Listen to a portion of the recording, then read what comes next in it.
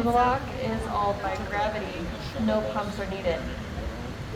In a few minutes, we'll be able to look over the top of these lock walls and wave at everybody out on the observation platform.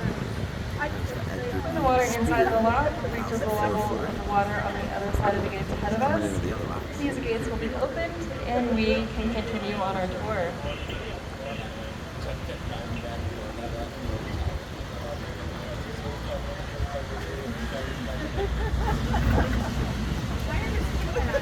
The vessel was then replaced in the water. Yeah, we're raising. The cargo reloaded and the journey continued. This process could take as long as months. A stark contrast to the 10 to 20 minute ride through the locks today.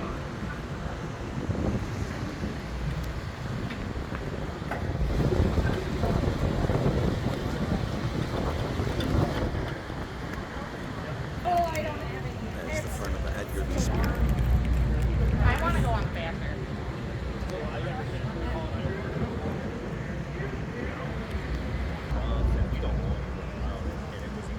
Yeah, we're raising definitely. You can see. We're also, look at how high we up.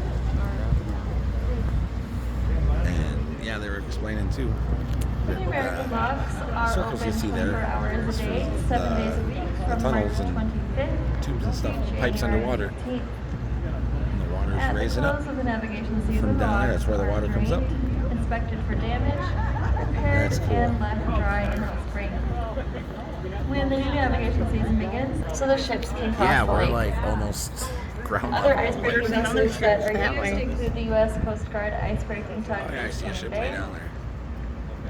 icebreaking cutter Not the Barker Speer, yet, but soon. the Canadian icebreaker Samuel Risley, There we go. Better look and at the the medium Edgar B. Arctic Speer. icebreaker Pierre Radisson. Together, the United States and Canadian Coast Guards will spend many hours freeing ships near trafficking ice known as Operation Taconite. Their gates closing there. So they're in the lock.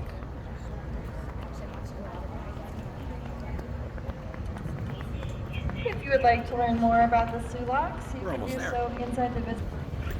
The gates are opening.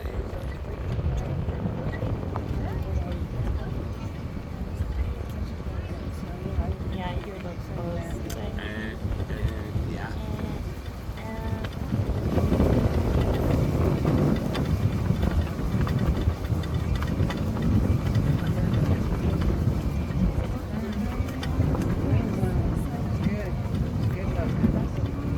There's some Gates raising.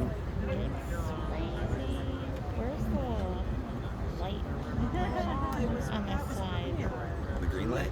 Yeah. I think it was on the doors that are under us now in the water. Well, the doors are not under us. They open with that. Well, I mean, yeah, but it's obviously not like showing. Yeah. Oh, I think it's the top. I see it where the lights are. Nice. Okay, ladies and gentlemen, the safety boom is being raised. We're going to cast off our lines here. We're going to go to about a mile up. We're going to make a right-hand turn into Canadian waters, and let me tell you, pristine blue waters, white sand beaches, palm trees. Yeah. Oh, wait, that was yesterday. We'll have wind turbines and coal and taconite.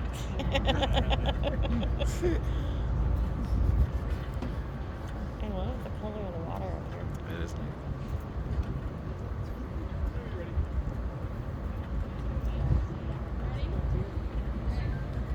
There we go. It's gonna untie us.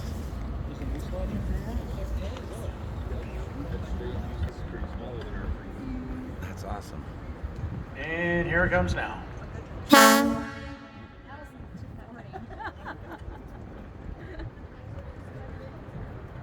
Oh, the international bridge isn't backed up like it was yesterday. That hour it took us, yeah. So Edgar B. Speer's lowering. We're heading out of the locks. We're gonna go about a mile I into can Canadian waters. Yeah, first name Yeah. up there. On the ship.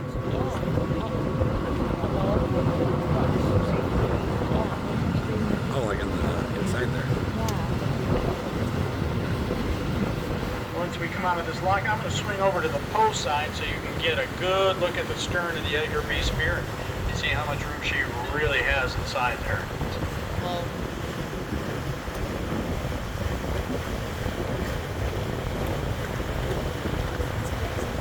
That's awesome.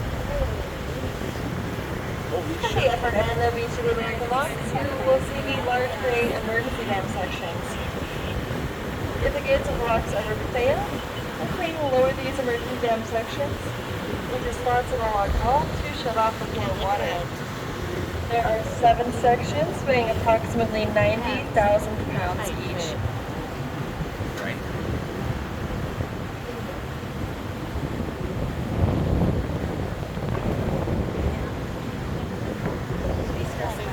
very comfy. Wow. Nice. There's the International Bridge. Don't forget to keep an eye towards the back. Captain's going to veer off to the right once we clear this section here.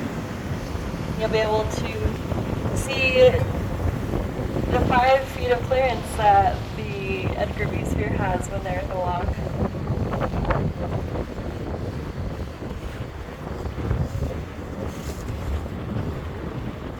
Wow.